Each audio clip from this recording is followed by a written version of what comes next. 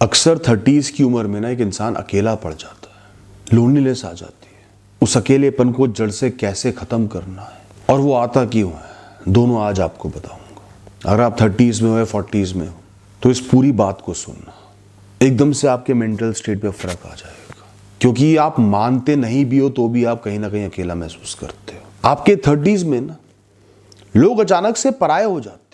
जो 20s में अपने थे, सालों साल से अपने थे, आपके साथ थे, अचानक पराये होने लगते हैं। क्यों होने लगते हैं?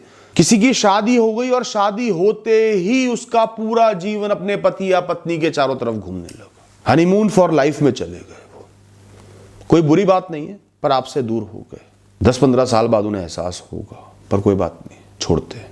कुछ लोगों का काम ऐसा होता है कि वो काम में इतना बिजी हो जाते हैं कि पर्सनल लाइफ रहती ही नहीं, समय दे ही नहीं सकते। ज्यादातर लोगों की अपनी टेंशन इतनी होती है, करियर को लेके, परिवार को लेके 10 चीजें होती है कि वो उन टेंशनों में उलझे रहते हैं, चिड़चिड़े हो जाते हैं, उनका बात करने का मन नहीं करता, समय देने का मन नहीं करता, जीवन में फंस जाते हैं। कुछ लोगों की ईगो बढ़ जाती है बिना बात के। 4 पैसे आ गए, कोई पोजीशन मिल गई तो खुद को दुनिया का राजा समझने लगते हैं, इमॉर्टल समझने लगते हैं। मुझसे ऊंचा कोई नहीं, सबसे पहले दूसरा ही मुझे नमस्ते करेगा, हाथ जोड़ेगा, मेरी बात को कोई काटेगा नहीं, मेरी बात पत्थर की लकीर, मैं हर इंसान से हंसी मजाक क्यों करूं। इनको जिंदगी अपने आप खींच खींच के चाटे मारेगी, वो छोड़ दो। दोस्तों, खुद को ना गले से लगाया करो, बहुत प्रेम से हर दिन गले से लगाया करो। अपने दोनों हाथों को दूसरे कंधे पर रखा करो, बहुत प्रेम से। ना तो ये मूर्खता है, ना ये ऑकवर्ड है, यह आपका हक है और आपकी जिम्मेदारी है। इससे अच्छा है कि इंसान अपने लिए कुछ नहीं कर सकता। आपको बहुत कंफर्टेबल फील होगा, अकेलापन दूर होगा, और खुद को हक करके, खुद को गले से लगा के खुद पर प्राउड फील करो, गर्व महसूस करो। जितनी भी मेहनत आपने करी, जितने भी संघर्ष आपने करे, बहुत अच्छे थे, काफी थे। परिणाम जो भी मिला हो वो काफी थे। गर्व करो अपनी उस कहानी पर जो आप आज तक जीते हुए, जीकर यहां तक पहुंचे। उसकी खुशियां, उसके संघर्ष, उसके आंसू, उसकी मुस्कुराहट, उसका खोना, उसका पाना। गर्व है कि आपको इतनी लंबी कहानी भी मिली कुछ सालों की। गर्व करो कि मुश्किल से मुश्किल दिन आकर भी आपने जीवन से हार नहीं मानी, जीवन को छोड़कर नहीं भागे, आप भगोड़े नहीं हो। यही आपकी बहुत बड़ी जीत है। खुद से कहो कि मैं अपने आप से बहुत प्रेम करता हूं, दिल से प्रेम करता हूं और जीवन भर अपने साथ खड़ा रहूंगा। खुद से कह दो कि इस पूरी दुनिया में, करोड़ों लोगों में मैं अपना सबसे खास दोस्त खुद को चुनता हूं। खुद को बोल दो बड़े प्रेम से, हमें किसी की जरूरत नहीं है, सब भाड़ में जाए, तू चिंता मत कर, सब देख लेंगे, सब सही होगा, सब संभाल लेंगे, हम खड़े हैं ना साथ। तू बहुत अच्छा इंसान है, तूने बहुत कुछ करा है जीवन में।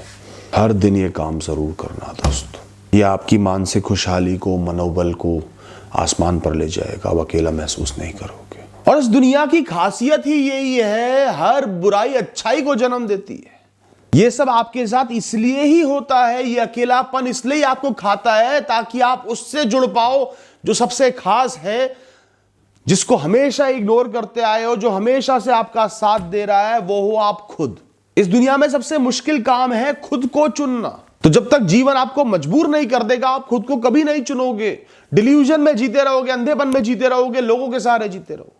खुद के किरदार को कभी सम्मान नहीं दोगे, कभी अपनाओगे नहीं। खुद के साथ को कभी अप्रिशिएट नहीं करोगे। आपकी कॉन्शियसनेस, आपकी चेतना इतनी गहरी है, इतनी बड़ी है कि आप खुद का साथ निभा सकते हो।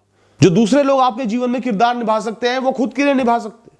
आपकी सोशल लाइफ में सबसे ज्यादा निग्लेक्टेड, इग्नोर्ड इंसान पता है कौन है? वो हो आप खुद। सबसे आखिरी में अपना सोचते हो, सोचते ही नहीं।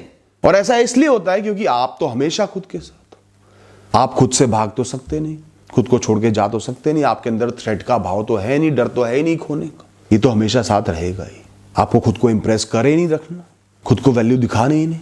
जिस दिन तुमने, चाहे मजबूरी में, चाहे खुशी में, चाहे किसी के समझाने पर, खुद को चुन लिया, खुद को अपना दोस्त बना लिया ना, उसके बाद जीवन भर तुम्हें किसी की जरूरत नहीं पड़ेगी। सबसे ज्यादा आनंद ही खुद के साथ आएगा। मेरे साथ ऐसा ही होता है। मैं बहुत समय अकेले व्यतीत करता हूं, खुद के साथ ही रहना चाहता हूं। मुझे मुसीबत में भी लोग नहीं चाहिए, खुशी का जश्न मनाने के लिए भी लोग नहीं चाहिए, किसी अप्रूवल के लिए लोग नहीं चाहिए। जीवन में सबसे ज्यादा मजे जो मैंने किए, खुद के साथ किए। अकेले चलते हुए, अपनी मस्ती में, अपनी धुन में, खुद की तारीफ करते हुए, तूने बहुत बढ़िया करा, क्या हुआ उसका डिस्कशन करते हुए, खुद से लोगों का डिस्कशन करते हुए, खुद को समझाते हुए कि तुझे करना ही होगा, तू करेगा, मनोबल बढ़ाते हुए खुद का, जो होगा देख लेंगे। शांति से एक पेड़ के नीचे एक बेंच पर बैठकर सामने पहाड़ों को निहारते हुए घंटों व्यतीत करती है, सिर्फ शांति पाकर, सुकून का एहसास करके। मैं बैठा हूं अपने साथ अपनी इस कहानी में। प्रकृति ने मुझे नज़ारे दे दिए, हल्के हल्के गाने सुनते हुए कई शामें बिता दी मैंने ऐसे, सिर्फ जहां मैं हूं वहां होने का आनंद लेकर, जिंदा होने का एहसास, चेतना में होने का एहसास, खुद का सपोर्टर होने का एहसास। पूरी दुनिया ने मुझसे मुंह मोड़ लिया हो तो भी खुद के साथ खड़े होने का एहसास, खुद के पीछे खड़े होने का एहसास। मैं जीवन में जब भी अकेला पड़ा या बहुत दुख में हुआ, हमेशा मैंने सिर्फ एक एहसास करा है, एक दिन ऐसा आएगा कोई साथ नहीं होगा, शरीर भी बूढ़ा हो लेगा, सिर्फ हम दोनों होंगे और हम दोनों काफी होंगे। मैं और मेरा मन एक दूसरे का साथ निभाएंगे, शांति से ईश्वर की भक्ति करेंगे। किसी तरह सामने पहाड़ों का दृश्य जरूर होगा, चाहे खाने को भी पर्याप्त खाना ना हो तो भी दोनों खुश रहेंगे। भाड़ में जाए ये दुनिया, ये लोग, ये समाज, ये चाहतें, ये आदतें, हम उस जीवन को भी खास बना लेंगे। जो हमारे 30s होते हैं ना, they demand a bigger purpose. छोटी छोटी बचकानी चीजें बहुत कर ली, दे खाए, फंस गए, लड़का लड़की, ये करियर वो करियर, दोस्ती यारी, खोना पाना, स्ट्रेस, सब बहुत देखा है। अब आपका जीवन चाहता है कि आप कुछ बड़ा करो, कुछ ऊंचा करो, जो जीवन पर्यांत चलता रहे, जो पैसे से ऊपर हो, माया से ऊपर हो, लोगों की भावनाओं से ऊपर। क्योंकि अभी तक आपकी ट्रेनिंग चल रही थी, आपको समझाया जा रहा था दुनिया क्या है, आप क्या हो। अभी तो आपकी ट्रेनिंग पूरी हुई और आप सोच रहे हो मैं रिटायर्ड होने वाला हूं, जीवन खत्म होने वाला है। कितनी बड़ी मूर्खता नहीं है मुझे बताना है।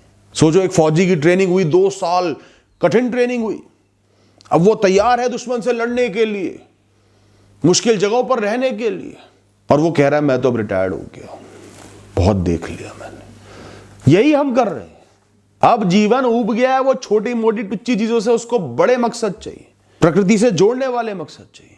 अब कोई ऐसा मकसद चाहिए जो आपके करियर, आपके परिवार के साइड बाय साइड चलता रहे जीवन पर्यंत। और मैं देखता हूं लोगों को, बहुत से लोग स्पिरिचुअल बनने लग जाते हैं, अध्यात्म की गहराइयों में उतरना शुरू कर देते हैं। हर तरीके से ध्यान लगाने से लेकर, सकारात्मक शब्द सुनने से लेकर, चिंतन करने से लेकर, अपने जीवन में, जीवन की परिस्थितियों में आध्यात्मिक विचारों को उतारने से लेकर निरंतर अध्यात्म से जुड़े रहते हैं।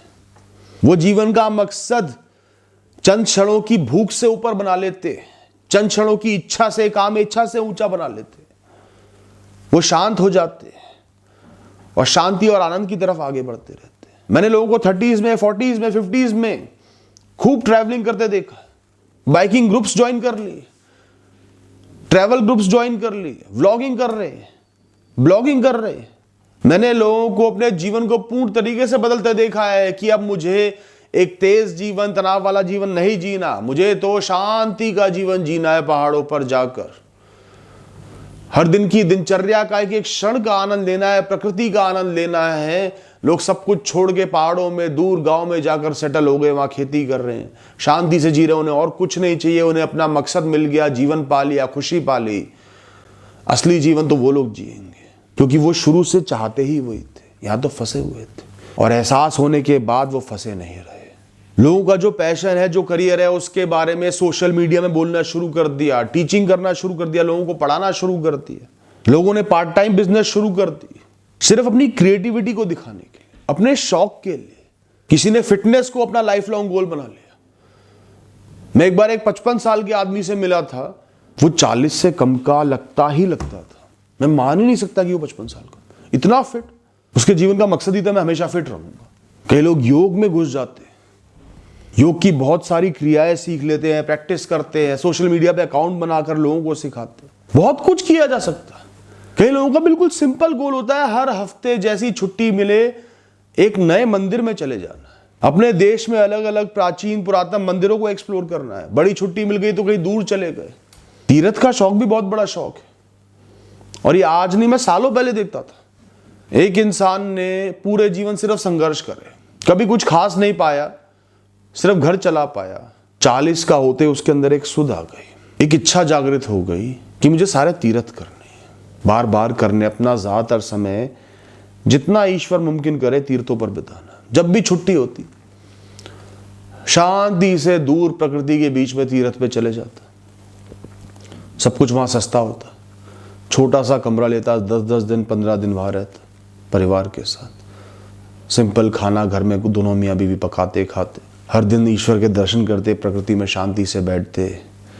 इसे ही जीवन का मकसद बना लिया। देश के अलग अलग तीर्थ जैसे जब मौका मिला वो लोग करते थे, और बहुत कम खर्चे में करते थे।